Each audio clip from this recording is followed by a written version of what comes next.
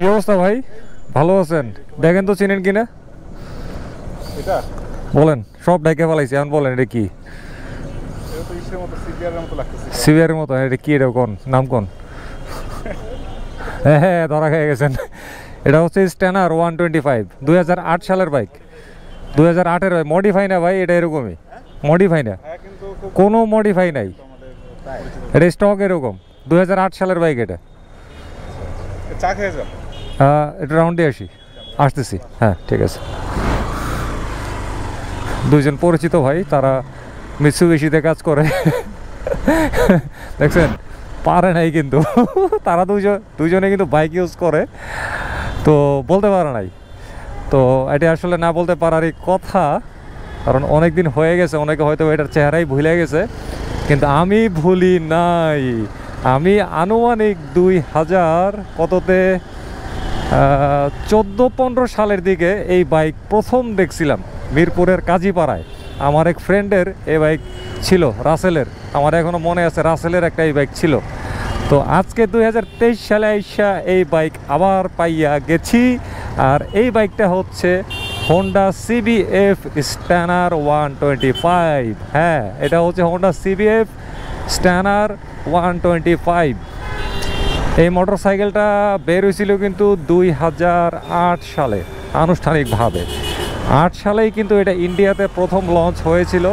তারপরে পর্যায়ক্রমে একটু ভিন্ন ভিন্ন নামে বের হয়েছে চায়নাতে এবং পাকিস্তানে। এই হচ্ছে সেই CBF স্ট্যানার 125।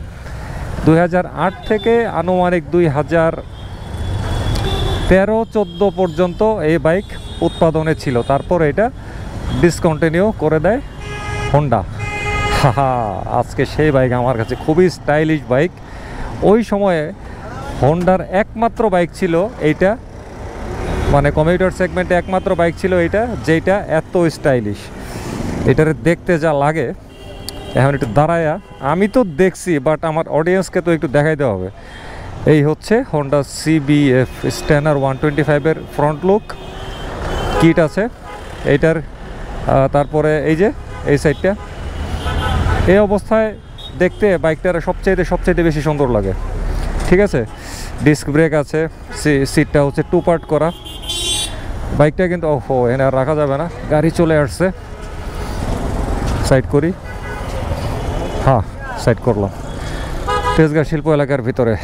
যাই হোক, এই হচ্ছে হোন্ডা CBF স্ট্যানার 125। যাই আবার রাইড করা শুরু করি। মাথা নষ্ট, এত পুরনো আকর্ষণীয় বাইক পেয়ে সেলফ দিলাম। ওই সময় তো আর আসলে এত ডিজিটাল মিটারের কোনো প্রচলন ছিল না, সবই ছিল অ্যানালগ মিটার। তো এইটারও কিন্তু হচ্ছে সব অ্যানালগ মিটার, আর ঘড়ি তো দূরের কথা। যাই হোক, বাইকটাতে বসতে কিন্তু দারুণ। আর এত আগের বাইক হওয়া সত্ত্বেও, আচ্ছা বাইকটা চলছে কত কিলোমিটার দেখি তো, 62,188 কিলোমিটার। আচ্ছা, হিসাবে কমই চলছে বাইকের, যেই আমলে বেরোইছে ওই হিসাব করলে বাইক এটা কমই চলছে। এটার মিটার সবই স্টকই আছে, মালিকরে জিজ্ঞাসা করছিলাম।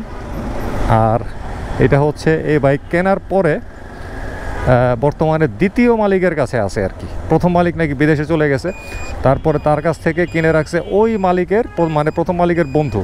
তার হাতেই আজকে এই পর্যন্ত 62,188 কিলোমিটার পর্যন্ত চলতেছে।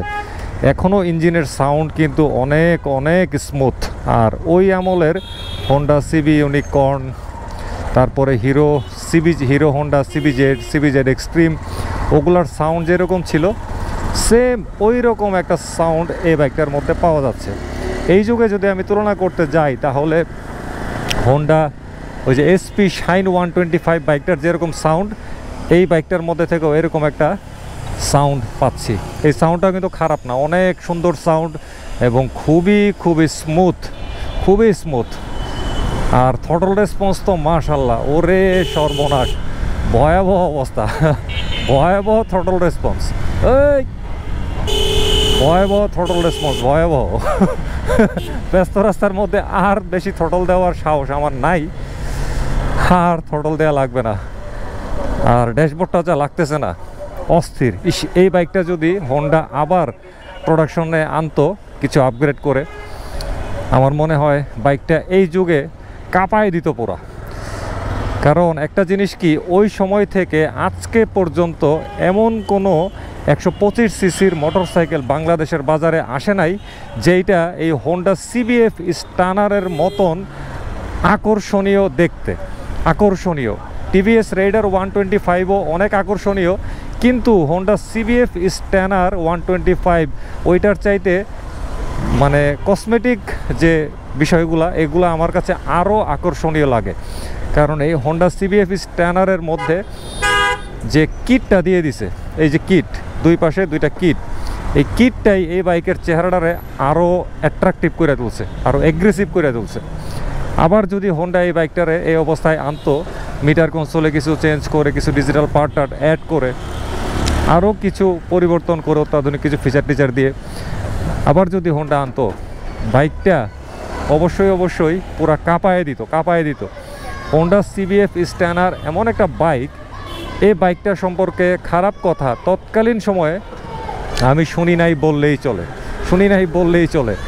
আর আমি তো এই যুগে আইসাও বাইকটারে আমি অত একটা খারাপ বলতে পারতেছি না, বিকজ অফ বাইকটা পার্সোনালি আমার অনেক প্রিয় আর কি। তো প্রিয় জিনিসকে খারাপ কেন বলবো বলেন? না, তারপরেও কিছু না কিছু খারাপ দিক তো থাকে, কিন্তু এই যুগে আর খারাপ কিছু বইলা লাভ নাই, কারণ এই বাইকটা বর্তমানে আর পাওয়া যাচ্ছে না। সর্বোপরি হোন্ডা সিবিএফ স্ট্যানারি অসাধারণ। এই যে এতটুকু রাস্তা চালাইলাম সিটি ট্রাফিকের মধ্যে, আস্তে আস্তে চালাইছি, বাট বাইকটা কিন্তু অস্থির লেভেলের বাইক, অস্থির লেভেলের বাইক। কি যে পানির মতো থ্রটল! হোন্ডার এই সময়ে যেসব কমিউটার সেগমেন্টে আমরা বাইকগুলা পাচ্ছি, হোন্ডা লিভো, তারপরে হচ্ছে শাইন এসপি সহ এক্স ব্লেড বলি আর হোন্ডা হর্নেট বলি, যাই বলি, প্রত্যেকটা বাইকের থ্রটল একটু হার্ড লাগে, আমার কাছে টাইট লাগে। পক্ষান্তরে সিবিএফ স্ট্যানারের থ্রটল কি যে নরম, কি যে স্মুথ, একদম ঠিক পালসারের মতন, ঠিক আছে, একদম ওই রকম স্মুথ। তো এই যুগের হোন্ডার বাইকগুলার থ্রটলটা যদি এরকম স্মুথ হইতো, তাইলে আমার মনে হয় আরও অনেক ভালো হইতো। যেহেতু স্ট্যানারের মধ্যে এই ধরনের পানির মতন একটা স্মুথ ভাব পাচ্ছি থ্রটলের মধ্যে, সুতরাং এই যুগের হোন্ডার বাইকগুলোতে এরকম পানির মতন একটা ফিল দেওয়া সম্ভব হোন্ডার পক্ষে বলে আমি মনে করি। আজকে হোন্ডা সিবিএফ স্ট্যানার 125টা পেয়ে অনেক গালগল্পই করলাম, মানে কপাল, সবই হচ্ছে কপাল। নাইলে সেই 2008-10 সালের বাইক 2023 সালে আইসা এইভাবে পায়ে যাওয়াটা, এটা তো চারটিখানি ব্যাপার না। আমি নিজের অনেক সৌভাগ্যবান মনে করি আর কি, আমি অনেক সৌভাগ্যবান। একই সঙ্গে সৌভাগ্যবান হচ্ছে 2023 সালে আমার ইউটিউব চ্যানেলের অডিয়েন্সরা। তো কেমন হয়েছে ভিডিওটা সবাই জানাবেন। আর কে হোন্ডা স্টানার পছন্দ করতেন, কে চালিয়েছেন, এখনও কে কিনতে চান, সবার মতামত জানাবেন। শেষ করে দিচ্ছি আজকের এই ছোট্ট গাল গল্পের ভিডিও হোন্ডা সিবিএফ স্টানার 125 নিয়ে। তো সবাই ভালো থাকবেন, বিদায় নিলাম, খোদা হাফেজ।